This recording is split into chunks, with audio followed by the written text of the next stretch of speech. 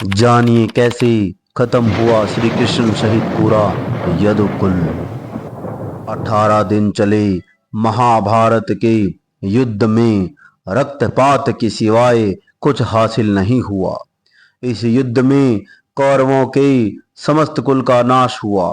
साथ ही पांचों पांडवों को छोड़कर पांडव कुल के अधिकांश लोग मारे गए। लेकिन इस युद्ध के कारण युद्ध के पश्चात एक और वंश का खात्मा हो गया। वो था श्री कृष्ण जी का यदुवंश। गांधारी का शाप। महाभारत युद्ध की समाप्ति के बाद जब युधिष्ठिर का राज तिलक हो रहा था, तब कौरवों की माता गांधारी ने महाभारत युद्ध के लिए श्री कृष्ण को दोषी ठहराते हुए श्राप दिया कि जिस प्रकार कौरवों के वंश का नाश हुआ है, ठीक उसी प्रकार यदुवंश का भी नाश होगा। गांधारी के शाप से विनाश काल आने के कारण श्री कृष्ण द्वारिका लौटकर यदुवंशियों को लेकर प्रयास क्षेत्र में आ गए थे। यदुवंशी अपने साथ अन्न भंडार भी ले आए थे। कृष्ण ने ब्राह्मणों को अन्नदान देकर यदुवंशियों को मृत्यु का इंतजार करने का आदेश दिया था। कुछ दिनों बाद महाभारत युद्ध की चर्चा करते हुए सात्यकी और कृतवर्मा में विवाद हो गया। सात्यकी ने गुस्से में आकर कृतवर्मा का सिर काट दिया। इससे उनमें आपसी युद्ध भड़क उठा और वे समूहों में विभाजित होकर एक दूसरे का संहार करने लगे। इस लड़ाई में श्री कृष्ण के पुत्र प्रद्युम्न और मित्र सात्यकी समेत सभी यदुवंशी मारे गए थे। केवल बब्रू और दारुक ही बचे रह गए थे। यदुवंश के नाश के बाद कृष्ण के ज्येष्ठ भाई बलराम समुद्र तट पर बैठ गए और एकाग्रचित होकर परमात्मा में लीन हो गए। इस प्रकार शेषनाग के अवतार बलराम जी ने देह त्यागी और स्वधाम लौट गए। कैसे हुई श्री कृष्ण की मृत्यु। बलराम जी के देह त्यागने के बाद जब एक दिन श्री कृष्ण जी पीपल के नीचे ध्यान की मुद्रा में बैठे हुए थे, तब उस क्षेत्र में एक जरा नाम का बहेलिया आया हुआ था। जरा एक शिकारी था और वह हिरण का शिकार करना चाहता था।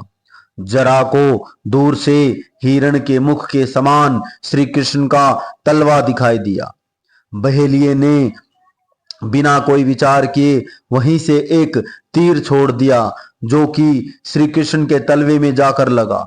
जब वह पास गया तो उसने देखा कि श्री कृष्ण के पैरों में उसने तीर मार दिया है। इसके बाद उसे बहुत पश्चाताप हुआ और वह क्षमा याचना करने लगा। तब श्री कृष्ण ने बहेलिये से कहा कि जरा तू डर मत, तूने मेरे मन का काम किया है, अब तू मेरी आज्ञा से स्वर्गलोक को प्राप्त करेगा। बहेलिये के जाने के बाद वहां श्री कृष्ण का सारथी दारुक पहुंच गया। दारुक को देखकर श्री कृष्ण ने कहा कि वह द्वारिका जाकर सभी को यह बताए कि पूरा यदुवंश नष्ट हो चुका है और बलराम के साथ कृष्ण भी स्वधाम लौट चुके हैं। अतः सभी लोग द्वारिका छोड़ दो, क्योंकि यह नगरी अब जलमग्न होने वाली है। मेरी माता पिता और सभी प्रियजन इंद्रप्रस्थ को चले जाएं, यह संदेश लेकर दारुक वहां से चला गया। इसके बाद उस क्षेत्र में सभी देवता और उस स्वर्ग की अप्सराएं, यक्ष, किन्नर, गंधर्व आदि आए और उन्होंने श्री कृष्ण की आराधना की। आराधना के बाद श्री कृष्ण ने अपने नेत्र बंद कर लिए और वे सशरीर ही अपने धाम को लौट गए। श्रीमद् भागवत के अनुसार जब श्री कृष्ण और बलराम के स्वधाम गमन की सूचना इनके प्रियजनों तक पहुंची, तो उन्होंने भी इस दुख से प्राण त्याग दिए। देवकी, रोहिणी, वसुदेव, बलराम जी की पत्नियां, श्री कृष्ण की पटरानियां आदि सभी ने शरीर त्याग दिए। इसके बाद अर्जुन ने यदुवंश के निमित्त पिंडदान और श्राद्ध आदि संस्कार किए। इन संस्कारों के बाद यदुवंश के बचे हुए लोगों को लेकर अर्जुन इंद्रप्रस्थ लौट आए। इसके बाद श्री कृष्ण के निवास स्थान को छोड़कर शेष द्वारिका समुद्र में डूब गई।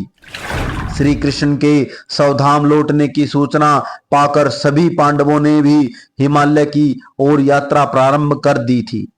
इसी यात्रा में ही एक एक करके पांडव भी शरीर का त्याग करते गए। अंत में युधिष्ठिर सशरीर स्वर्ग पहुंचे थे। संत लोग यह भी कहते हैं कि प्रभु ने त्रेता में राम के रूप में अवतार लेकर बाली को छुपकर तीर मारा था। कृष्ण अवतार के समय भगवान ने उसी बाली को जरा नामक बहेलिया बनाया और अपने लिए वैसी ही मृत्यु चुनी जैसी बाली को दी थी। साक्षात श्री स्वयं श्री कृष्ण भगवान की जय।